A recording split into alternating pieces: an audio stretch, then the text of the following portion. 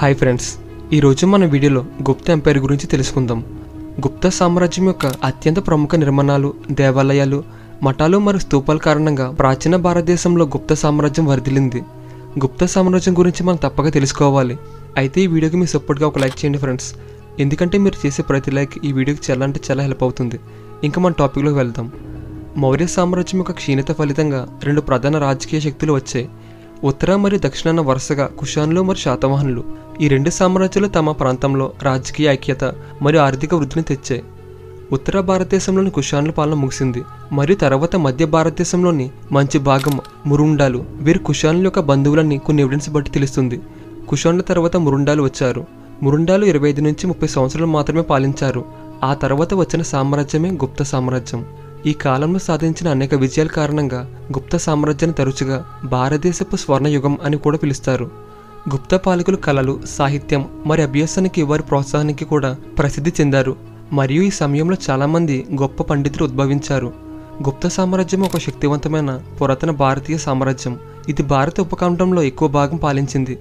ఈశాన్య భారతదేశంలోని మగధ ప్రాంతంలో ఒక చిన్న రాజ్యాన్ని స్థాపించిన శ్రీగుప్తుడు ఈ సామ్రాజ్యాన్ని స్థాపించాడు. కాలక్రమేణా గుప్త రాజవంశం సైనిక విజయాలు మరియు పొరుగు రాజ్యాలతో వ్యూహాత్మక పొత్తుల ద్వారా వారి భూభాగాన్ని విస్తరించింది మరియు వారి సామ్రాజ్యం భారతదేశ చరిత్రలో అత్యంత ప్రభావవంతమైన వాటిలో ఒకటిగా మారింది.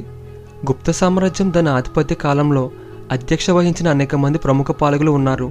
ఈ చక్రవర్తులు ప్రతి ఒక్కరూ సామ్రాజ్యం యొక్క పెరుగుదల మరియు శ్రేయస్సుకు తమదైన రీతిలో ప్రోత్సాహం ఇచ్చారు మరియు వారి వారసత్వాలు భారతీయ సంస్కృతి మరియు సమాజంపై శాశ్వత ప్రభావాన్ని చూపాయి.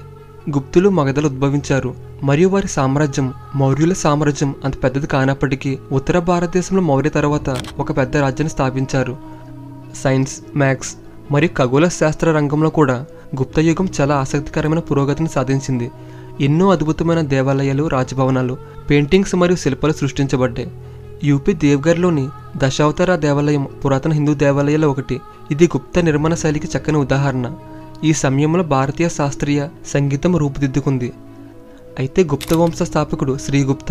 ఈయన పాలన చాలా గొప్పగా ఉందని కొన్ని ఎవిడెన్స్ బట్టి తెలుస్తుంది. ఈయన మహారాజా అని బిరుదుని ఉపయోగించారు. అలహాబాద్ స్తంభ శాసనాలు కూడా శ్రీగుప్తుని మహారాజుగా చెప్పారు. ఈయన పాలన 240 AD నుంచి 280 వరకు కొనసాగింది అని చాలా ఎవిడెన్స్ బట్టి తెలుస్తుంది. ఈయన తర్వాత ఈ రాజ్యాన్ని పరిపాలించిన వారు ఘటోత్కచ. ఈయన శ్రీగుప్తుడు కుమారుడు. ఈయన తండ్రి తర్వాత ఈయన అధికారంలో వచ్చారు.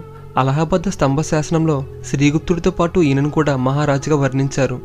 ఈయన పాలన 280 AD నుంచి 319 AD వరకు కొనసాగింది. ఈయన తర్వాత ఈ రాజ్యాన్ని పరిపాలించిన రాజు చంద్రగుప్తుడు. గుప్త ఎంపైర్ అనగానే చాలా మందికి జ్ఞాపకం వచ్చే పేరు చంద్రగుప్త. చంద్రగుప్త పేరుని మనం ఇప్పుడు ఈ విధంగా చెప్పుకోవడానికి ఈయన తన రాజ్యాన్ని పరిపాలించిన విధానమే కారణం. ఈయన తన రాజ్యాన్ని చాలా గొప్పగా పరిపాలించారు. అందుకే మనకి గుప్త ఎంపైర్ అనగానే ముందుగా జ్ఞాపకం వచ్చే పేరు చంద్రగుప్త.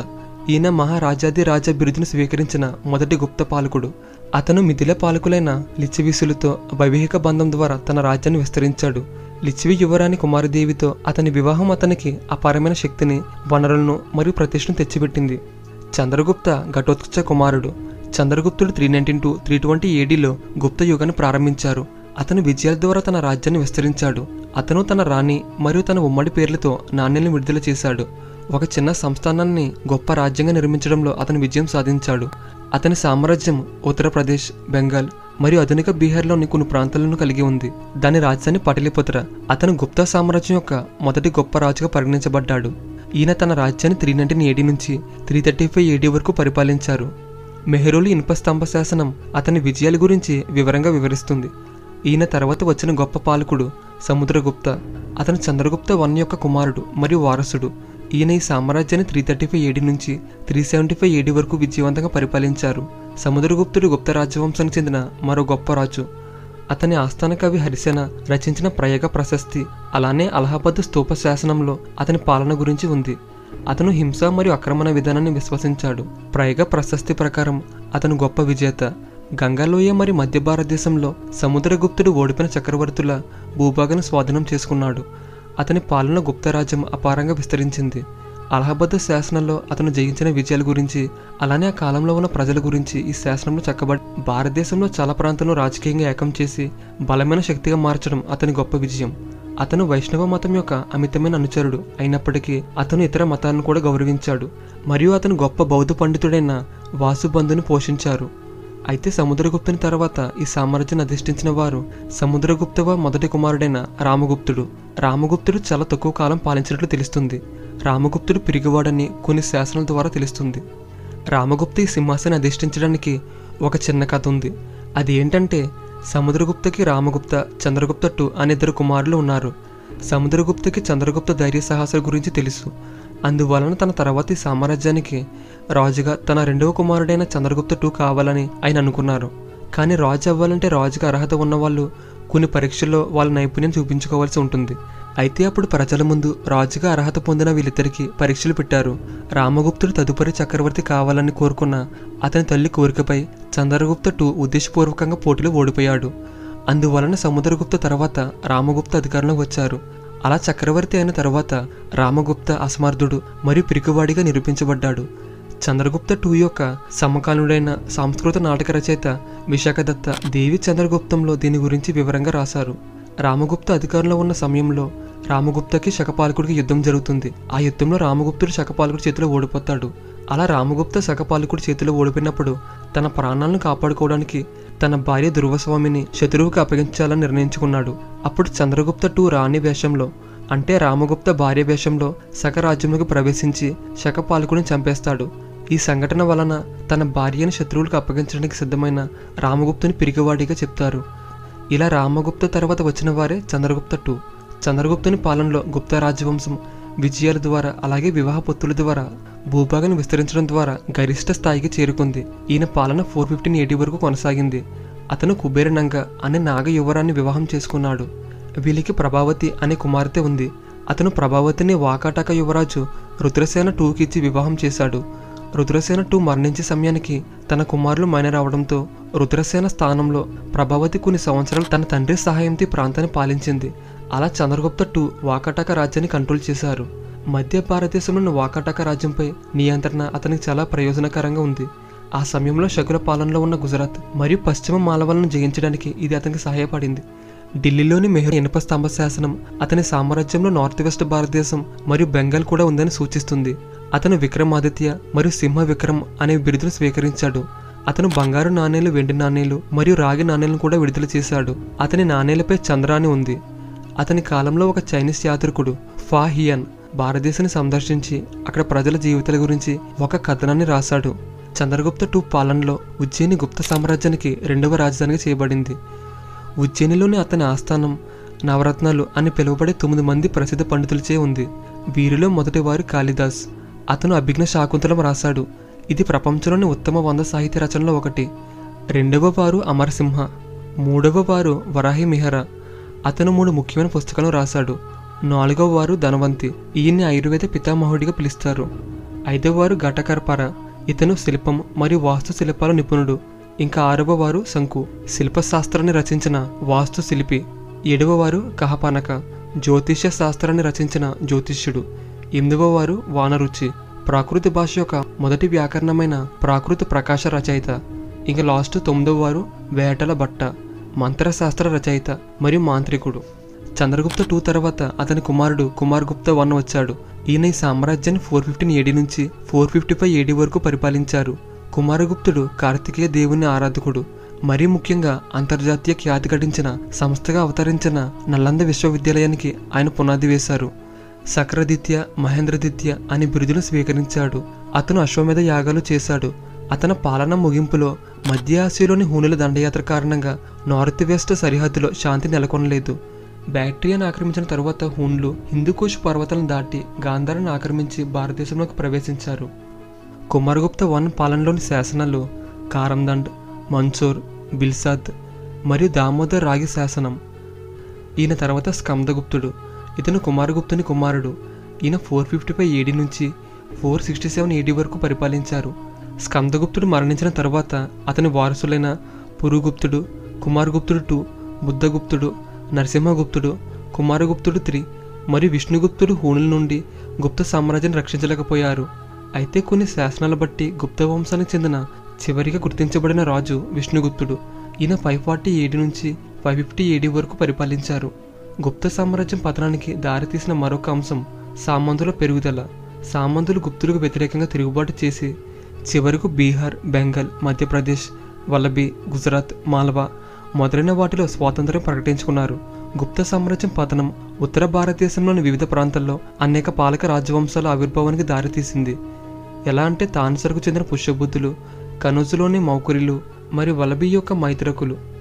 గుప్త సామ్రాజ్యం క్షీణించిన తరువాత ఉత్తర భారతదేశంలో గంగానది ప్రాంతంలో మౌకరి రాజవంశం మరియు పుష్యబుద్ధి రాజవంశం దాని తర్వాత అధికారంలోకి వచ్చింది.